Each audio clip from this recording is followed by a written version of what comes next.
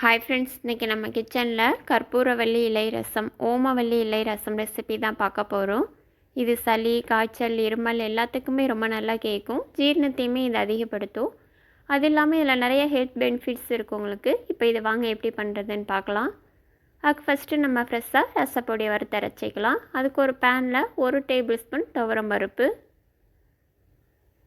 1 table spoon மல்லி, 1/2 table spoon சீரகம், 1 table spoon மிளகு, கூடவே ஒரு கொத்து கருவேப்பிலை, 1 வரமிளகாய் சேர்த்துக்கலாம்.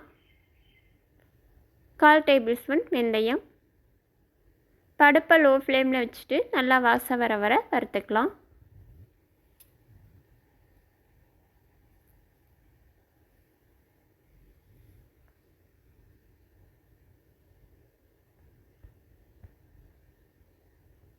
இப்போ பாருங்கள், எல்லாமே நல்லா வறுபட்டு வாசம் வருது. இந்த அளவுக்கு நல்லா வறுத்துக்கோங்க.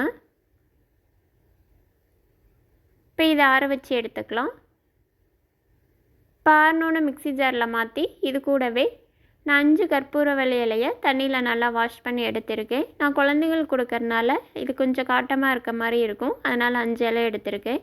பெரியவங்க சாப்பிட்ற மாதிரி இருந்தால் இன்னும் 2 இலை சேர்த்து கூட அரைச்சிக்கலாம். கூடவே 1 டேபிள் ஸ்பூன் துருவின தேங்காய் சேர்த்துக்கலாம். இது காரத்தை நல்லா பேலன்ஸ் பண்ணிக்கும். வேணானாலும் நீங்கள் இதை ஸ்கிப் பண்ணிக்கலாம். இப்போ இதை தண்ணி சேர்க்காமல் கோர்ஸ் பவுடராக அரைச்சி இந்த மாதிரி எடுத்துக்கலாம். இப்போ இதை ஒரு மிக்சிங் பவுலில் மாற்றி எடுத்துக்கலாம். கூடவே 1/2 டேபிள் ஸ்பூன் ஓமம் எடுத்திருக்கேன். இதுவும் நல்லா டைஜஷனுக்கு ஹெல்ப் பண்ணும். இப்போ இதையும் நல்லா உள்ளங்கையில் வச்சு தேய்ச்சி சேர்த்துக்கலாம், வாசமாக இருக்கும். தேவையான அளவு உப்பு, 1 பச்சை மிளகாயை 2ஆக உடைச்சி சேர்த்துக்கலாம். இதுவும் ரசத்துக்கு நல்ல வாசமாக இருக்கும். 7-8 பல் பூண்டை 1-2 தட்டி சேர்த்துக்கலாம். கொஞ்சமாக இஞ்சி நீல வாக்கில் கட் பண்ணி சேர்த்துக்கலாம். ஒரு பெரிய தக்காளியை 5-6 கட் பண்ணி சேர்த்துக்கலாம்.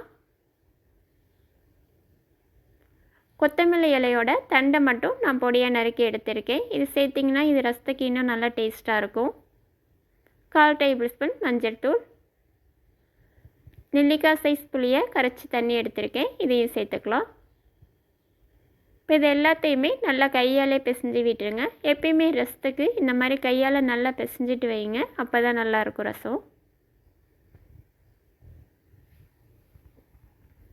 இப்போ ரசத்துக்கு தேவையான அளவு தண்ணி சேர்த்துக்கலாம்.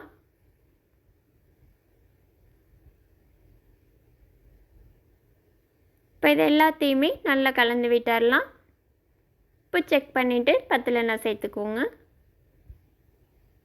இப்போ ஒரு பேனில் 1 டேபிள் ஸ்பூன் நெய் சேர்த்துக்கலாம். நெய்க்கு பதிலாக நீங்கள் எண்ணெய் கூட சேர்த்துக்கலாம்.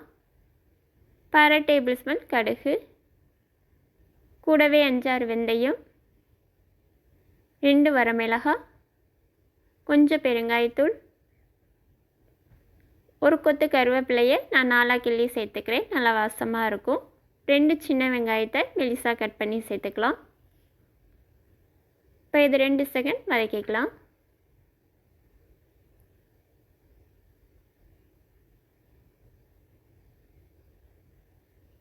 இப்போ நம்ம கலந்து எடுத்து வச்ச ரச தண்ணியை இதோட சேர்த்துடலாம். இப்போ கொஞ்சமாக வெல்லம் சேர்த்துக்கலாம். இது டேஸ்ட்டு நல்லா எடுத்து கொடுக்கும். வேணானாலும் நீங்கள் ஸ்கிப் பண்ணிக்கோங்க. இப்போ இது எல்லாத்தையுமே நல்லா கலந்து விட்டுட்டு அடுப்பை சிம்மில் வச்சுக்கோங்க. இது நல்லா நொறுக்கு பொங்கி வரணும், அது வரை இது இருக்கட்டும். இப்போ பாருங்கள், இந்த மாதிரி நல்லா நொறுக்கட்டி வந்தோன்னே கடைசியாக கொஞ்சமாக கொத்தமல்லி இலை சேர்த்துக்கலாம். நீங்கள் கடைசியாக சேர்க்கும் போது ரசத்துக்கு இன்னும் நல்லா வாசமாக இருக்கும். இப்போ இது எல்லாத்தையுமே நல்லா கலந்து விட்டுட்டு இதை அடுப்பில் இருந்து உடனே இறக்கிடுங்க. இந்த சூட்லேயே வச்சிங்கனாலும் உங்களுக்கு ரசத்தோட டேஸ்ட் மாறிக்கும். அவ்வளோதான், நம்மளோட கற்பூரவள்ளி இலை ரசம் சூப்பராக ரெடி ஆகிடுச்சு. நீங்களும் இதே மாதிரியே உங்கள் வீட்டில் ட்ரை பண்ணி பாருங்கள். உங்களுக்கு இந்த வீடியோ பிடிச்சிருந்தா என்னோடய சேனலை லைக் பண்ணுங்கள், ஷேர் பண்ணுங்கள், கமெண்ட் பண்ணுங்கள், மறக்காமல் சப்ஸ்கிரைப் பண்ணுங்கள், பெல் ஐக்கான ஆல் பட்டனை ப்ரெஸ் பண்ணுங்கள். தேங்க்யூ ஃபார் வாட்சிங்.